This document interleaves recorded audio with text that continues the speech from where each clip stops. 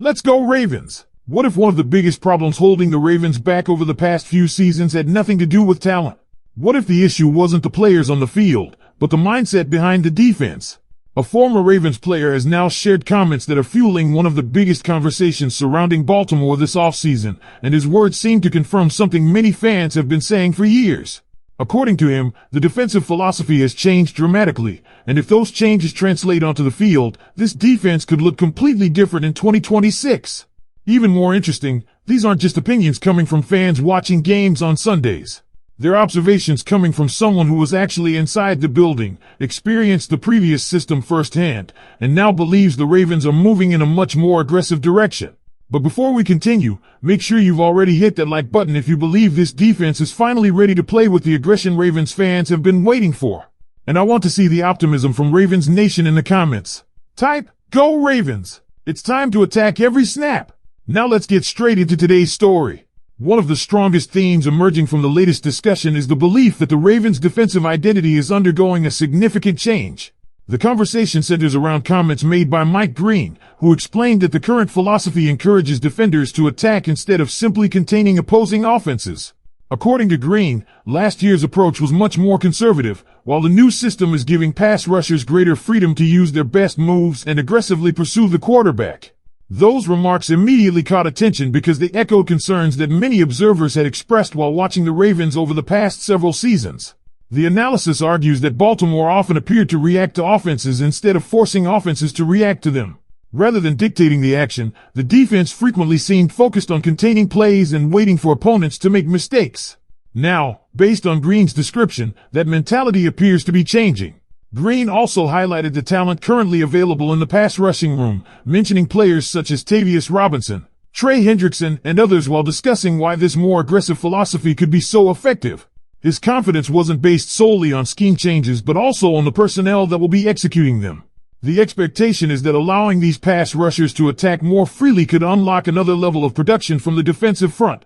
The discussion goes even further by suggesting that this philosophical shift may have been desperately needed after recent seasons.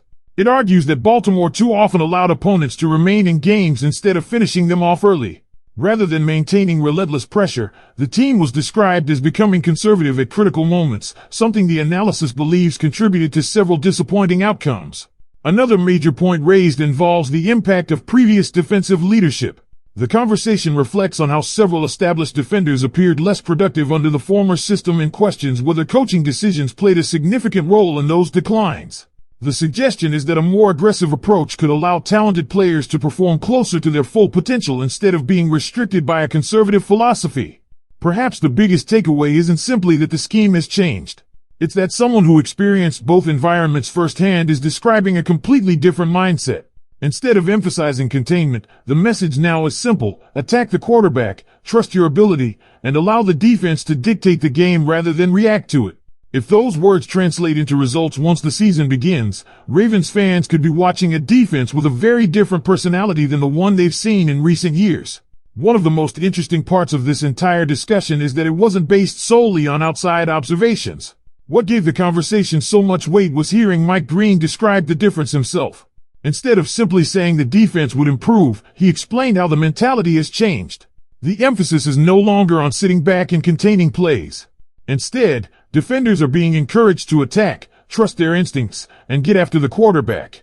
That distinction may sound subtle, but according to the discussion, it could completely reshape the identity of the defense. The analysis then connects those comments to a pattern that many Ravens fans will immediately recognize.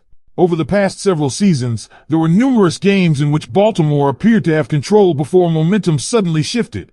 The argument presented is that the Ravens often failed to maintain their aggressive edge once they built a lead, allowing opponents to remain within striking distance instead of putting games completely out of reach. According to the discussion, that pattern wasn't limited to one season. It became a recurring theme. Rather than continuing to dictate the pace of the game, the Ravens frequently appeared to become more conservative, giving opponents opportunities to regain confidence. Once those teams realized they were still within reach, the games often became much more difficult than they should have been. The conversation also reflects on several disappointing playoff performances, pointing to repeated moments where costly mistakes changed the direction of important games. Instead of suggesting those losses came down to a lack of talent, the discussion argues that self-inflicted mistakes repeatedly became the deciding factor. Turnovers, missed opportunities, breakdowns at critical moments, and questionable decisions all contributed to games slipping away despite the Ravens having enough talent to compete. Another major topic centered on player development within the previous defensive system. The discussion questions why certain defenders appeared less productive after showing encouraging signs earlier in their Ravens careers. It suggests that the defensive philosophy itself may have limited what some players were able to do on the field. Rather than allowing them to play aggressively and utilize their strengths, the previous approach emphasized discipline and containment above attacking opportunities. That is why Mike Green's comments have generated so much attention. They weren't presented as criticism for the sake of criticism. Instead, they offered insight into what players are actually being asked to do differently now. If defenders truly have more freedom to attack, use their pass rushing moves, and create disruption instead of simply reacting, the impact could extend well beyond the sack totals. It could influence the entire personality of the defense. The discussion also highlights how important confidence can be within a defensive unit. When players are encouraged to trust themselves and play aggressively, it often allows them to perform faster and with greater conviction. Rather than hesitating or worrying about staying within a conservative structure, defenders can focus on creating negative plays and forcing offenses to respond to them. That mindset shift is viewed as one of the most encouraging developments of the offseason. At the same time, the conversation acknowledges that words alone won't change anything. The philosophy may sound promising, but ultimately it will need to show up once meaningful games begin. Training camp will provide the first glimpse of how this new approach looks in practice, but the real test won't come until the regular season when the defense faces live competition every week. For now, though, there is genuine optimism. Hearing a player describe a system built around attacking instead of containing gives Ravens fans a reason to believe that the defense could play with a level of aggression that many have wanted to see for years. Whether that translates into more sacks, more turnovers, or simply a more dominant unit remains to be seen. But it's undoubtedly one of the most fascinating storylines to follow as preparations for the new season continue. As the conversation continued, another important point emerged. The discussion wasn't simply about changing the way the defense rushes the quarterback. It was about changing an entire mentality that, according to the analysis, had developed over several years. The belief expressed is that Baltimore often played not to lose instead of playing to completely take over games. That distinction may seem small, but the argument is that it had enormous consequences in critical moments. The analysis points to a recurring pattern. Time after time, the Ravens would build momentum, establish control, and look like the better football team. But instead of continuing to apply pressure, opponents were allowed to stay within reach. Once games remained close entering the later stages, mistakes began to pile up, and momentum shifted away from Baltimore. According to the discussion, that cycle became far too familiar. Several playoff performances were referenced as examples of this trend. Rather than blaming one player or one specific play, the conversation focused on the larger pattern of self-inflicted mistakes occurring at the worst possible moments.